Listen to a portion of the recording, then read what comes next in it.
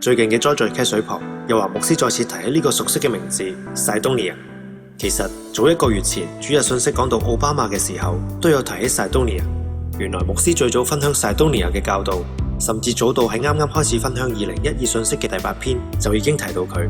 Cydonia 牽涉嘅範圍真係好廣嘅，包括火星、墮落天使、鳳凰、經緯33度、加利利圓環、推羅西頓、華盛頓、五角大廈、相關建設33嘅關聯、希臘神話大力士海格力斯，分別是惡樹果子，真係多不勝數。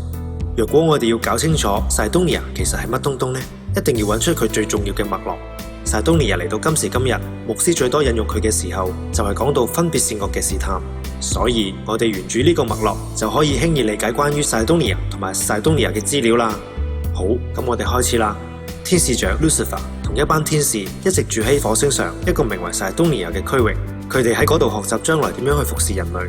後嚟 Lucifer 驕傲咗，搞背叛，於是被神摔落。咁大家都知道佢就係撒旦啦。佢仲拉咗一班墮落天使落水添。呢個就係受造之物第一次嘅分別善惡。撒旦選擇咗自以為義。鏡頭一轉去到伊甸園，大家知道亞當夏娃食咗分別善惡樹嘅果子，即係我哋俗稱嘅禁果啦。呢個係第2次嘅分別善惡試探，人類都係選擇咗自以為義。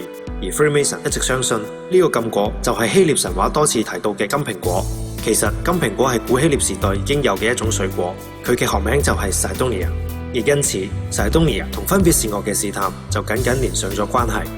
咁 Freemason 又同呢個分別善惡自以為義嘅 Cydonia 仲有咩關聯呢？我哋先睇睇 NASA 嘅亞波羅計劃。神話中亞波羅嘅能力係嚟自打敗咗一條邪惡巨蛇蜱蟲，於是亞波羅就吸收咗巨蛇嘅能力。咁其實巨蛇嘅能力又點嚟嘅呢？就係嚟自巨蛇之前食咗一個 Cydonia 金蘋果啦。哇！呢個同食物有關嘅電子交換真係複雜。係，言歸正傳先，亞波羅得到嘅能力係預知未來嘅能力。大家一聽到就會發現，同近期講嘅 CERN 根本就係一脈相承，都係 Freemason 一個 Cydonia 嘅選擇。佢哋選擇用自己嘅方法得到呢種屬於基督徒被提之後所擁有同時空有關嘅能力。另外仲有就係希臘神話大力士海格力斯佢嘅第11個任務11啦，大家都知道佢講緊 DNA 啦，係咪？佢嘅第11個任務就係要攞到金蘋果 Cydonia。冇錯 ，Freemason 喺人類嘅 DNA 上再次作出分別善惡嘅選擇，以自己嘅方法希望可以改變人類嘅 DNA， 模仿被提復活身體而出現嘅身體轉變。好啦，嚟到呢度，相信大家都好明白點解牧師係用咗 Cydonia 嚟代表我哋面對分別善惡呢個試探嘅選擇。事實上，關於 Cydonia 嘅資料仲有好多好多，真係好多好多。如果你要知得更清楚，就要留意我哋另一條短片 Cydonia 的上下左右啦。最後提一提大家，緊記 subscribe 我哋同埋石安日報 Sun Daily 嘅 YouTube channel 啊，咁樣你就可以第一時間得到我哋精彩嘅資訊啦。